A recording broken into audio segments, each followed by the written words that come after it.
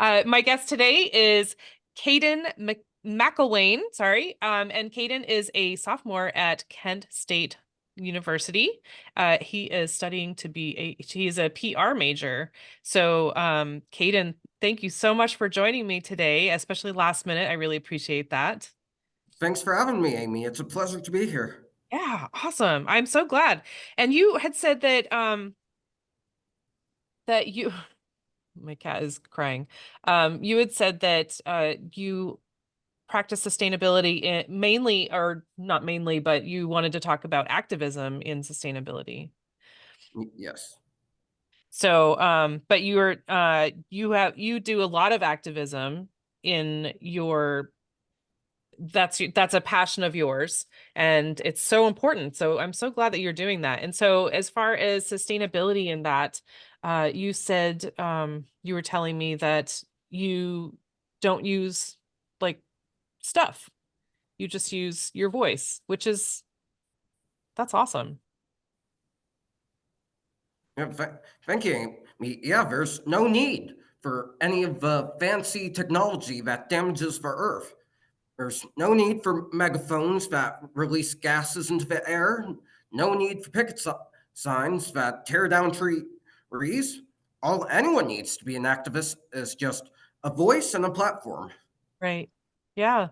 And if you're, and if what you're saying reaches somebody, they're going to remember that better than, maybe a sign that they're driving by so fast, or, that's just in their way, or that is going to add to landfills.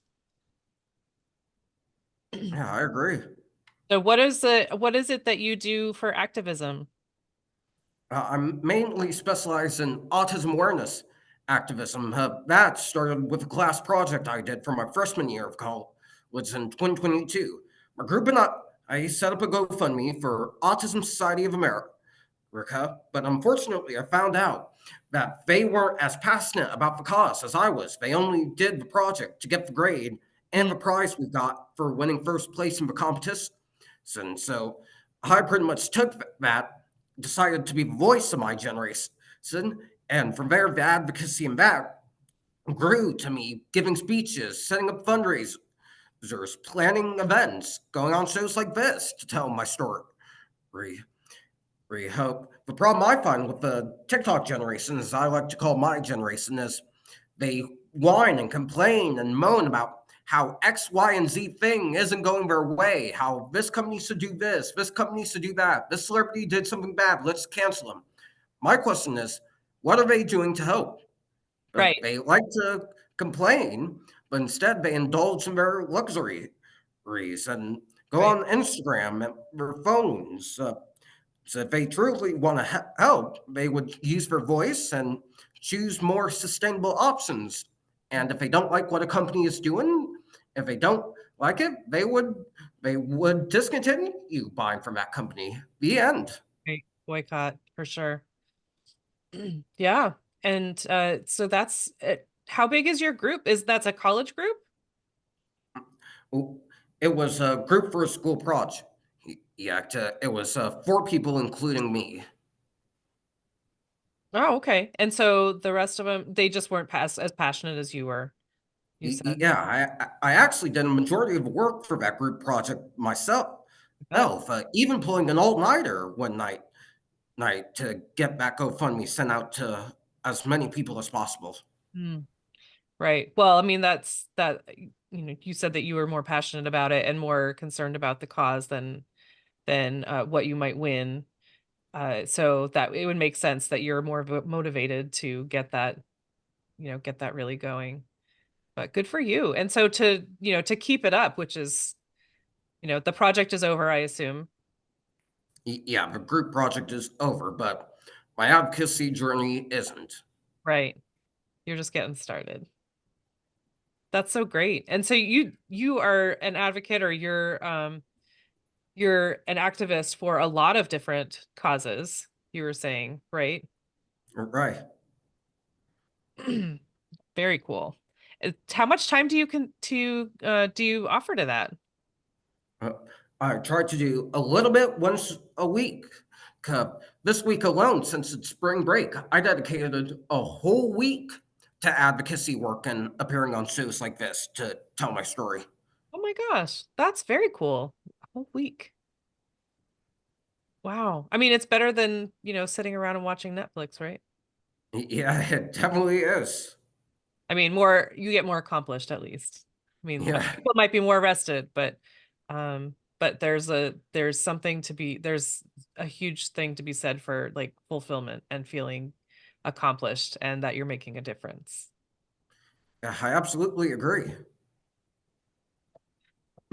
Okay. And so whoops. Okay, here we are. I shrunk my screen for a second. It scared me. Um, and so you are about to be a junior, but you said that you started out, what did you say your major was before PR? I was a technology major since I come from a family of IT professionals. My dad is actually the head of the IT department at IBM, but I found it wasn't really something I was passionate about. So that prompted me to switch to PR so I can work in the music industry. Yeah. Do you have a specific type of music that you want to represent? Hmm. Uh, I'd be open to any of them. Rap's my favorite, however, like Post Malone, Lil Peep, 𝗚𝗿liche𝘂𝗁, those kinds of artists. But I'd be open to any kind of music. Okay. Anyone that wants to pay me to represent them. Yeah, pretty much. But you love rap. That's cool. I don't know anything about rap. I'm much older than Yeah. you. But good for you. And that's a really lofty thing, and I'm sure that a lot of musicians need representation. That's great. I hope that it's not a super uh hard job to get into, I guess. I guess that's the word that I'm looking for. Yeah, it's not that hard. I'm actually interning for two people in the PR field right now. President candidate Jasmine Sherman and a pianist and very well known political activist named Stephen Marks.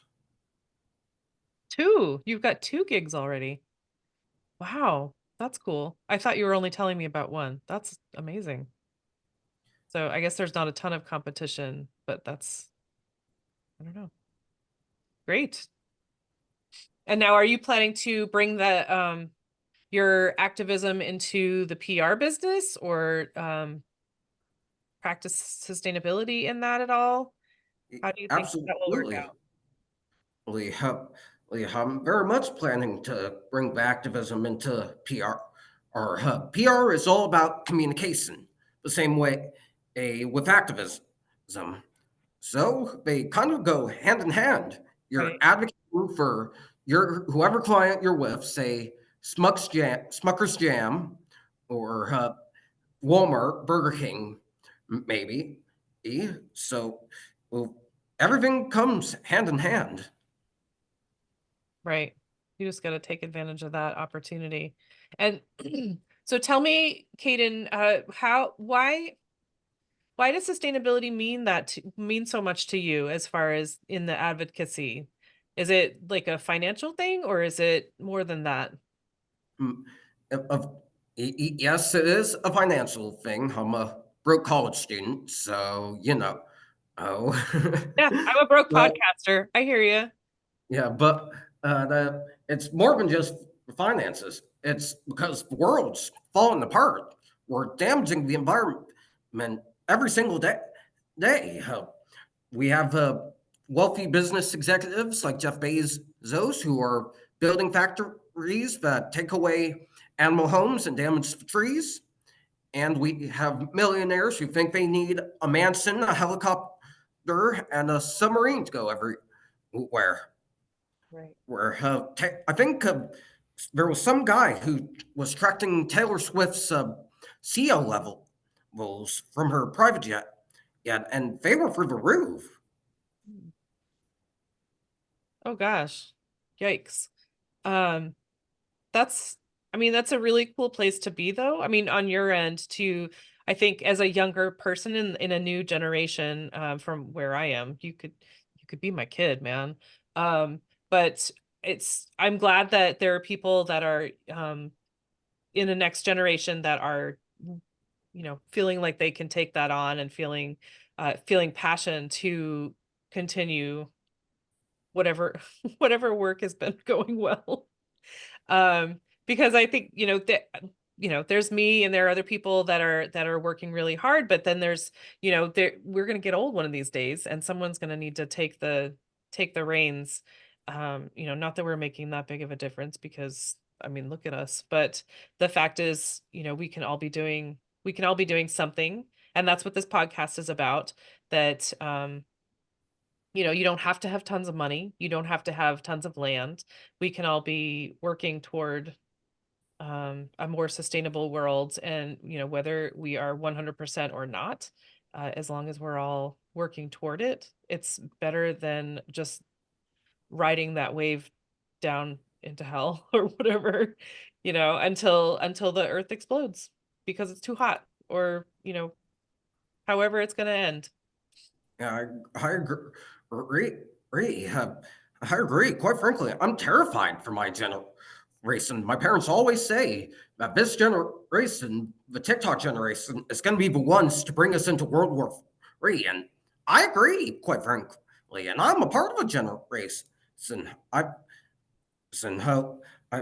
think there's going to be World War III. That's inevitable. Look at the world. There's 3 different wars going on in this world alone. And I think the army is going to call for a draft. And given how lazy and complaining and whiny my generation is, they're going to have a hard time finding people because they won't want to go. Right. And if they try to force them, I think some people of my generation might try to act entitled and say, no, you can't take me. This is against my rights. Da, da, da, da, da, da, da. Right. But if that time ever comes, then I'll be ready. I truly will be. Right. Oh my goodness. Why do your parents think that your generation is going to lead us into World War III? Is it like denial? Is it a lack of education or something? Why do they think that? Because of what they read in the news. They're very liberal Democrats, Joe Biden supporters, and they regularly read the news. And of course, they had to deal with me, a teenager, during my teenage years, and they always said, people like your generation are going to be the ones to lead us down the hole. They're terrified for generation. But yeah, but no, they've always been supportive of my work and my journey. They've been in my corner for the longest time. For example, when my middle school completely cut off my IEP services without my parents' consent, they went out and reached out to every autism organization in Tennessee, which is where the middle school was located, and the state senator, because they weren't going to tolerate being in the dark about these things. Wow. So you got your activism genes, I guess, ish, from your parents. Sounds like you learned that from them. Yeah, pretty much. I'm a very stubborn guy. I never give up until I get what I want, which is change. Yeah, absolutely. Okay. Well, what was I had a thought and I kind of lost it. But let's see. What are Okay. How how do you think that we can reach your generation as far as opening their eyes to what's happening and what we can do, and what are your thoughts on that? I mean, you have a better grasp on your people than I do. Well, I actually tried straight up saying in the class during the class discussion in my media power culture class, hey, maybe not everything is about race and sexuality and we should focus on the bigger issues in the world than a video game not being inclusive. Right. So, like Palestine and Ukraine, and they passive aggressively attacked me, like saying, so we should put race and LGBTQ stuff to the side. So, you're supportive of non-inclusive then? And I was like, oh, I never said that. That, that I'm just saying, there are bigger fish to fry right now. Look at all the wars.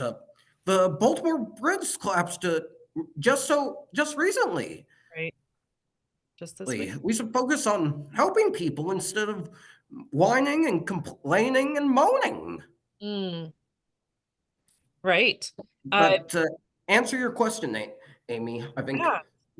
the best way to appeal to my generation, unfortunately, is giving them an incentive, a prize for making a difference, like money or a car or a grade or a college degree, a piece of paper, which is pathetic. They should never do things for prizes and rewards. But unfortunately, that's all my generation responds to. Oh gosh, that's too bad. I mean, I think that I mean, we all respond to money and rewards, but it's just too bad that they're not just um able to appreciate what we have and take care of what's here. I mean, there must be a lot of people that see that and are just like, what do we do? Because that's kind of how I felt in the beginning of, before starting the podcast. Like, this place is going, this place is going downhill and we need to do something, but where do we start?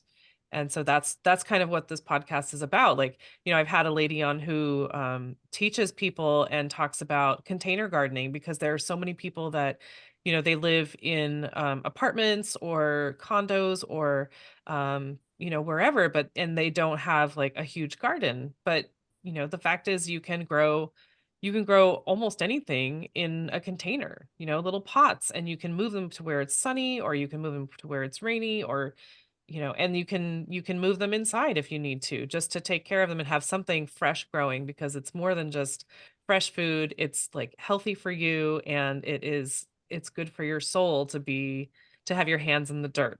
Like, there are just so many aspects to gardening that are just so great. And you were saying that you were gardening this past year. You were working on a Yeah, farm. I was working on a farm called West Orchards, and they had us doing a lot of different work. They had us picking strawberries, picking corn, picking peaches, picking cherries, weeding the strawberry fields. So I'm planning on going back for this summer, and I'm sure those fields we weeded are gonna be full of strawberries ready for this upcoming season. And during my time there, it opened my eyes up to farm to table things. We don't know what's in our food. Even the simplest vegetables platter in the supermarket probably has some chemicals in it just so it can be so cheap. Right. The And pesticides. the Right. and the foods that don't own are just way too expensive Mhm. in today's economy. A simple thing of carrots costs you $4.99 these days. Right. It's true. And you can't even speak to the quality of that. It's just what's available, right? Unless you go to a Right. farmer's market or go straight to a farm. Yeah, and fast food restaurants are guilty of this too. They're putting all these additives and flavorings and oils and trans fats in their meals. And don't get me wrong, I love KFC more than anything. It's one of my all-time favorite restaurants, but they're just so unhealthy for you. Yeah, I've actually been trying to eat better because of that. Like not having too many unhealthy things, eating vegetables every morning, and having Right. a cup of coffee. Right. Yeah, we gotta at least cancel it out if we're eating, you know, unhealthy foods. Sometimes we need to cancel that out with some super healthy things. Yeah, I agree. Yeah. And so did you learn about that on the farm? Like, is that something that you said that you had your eyes opened?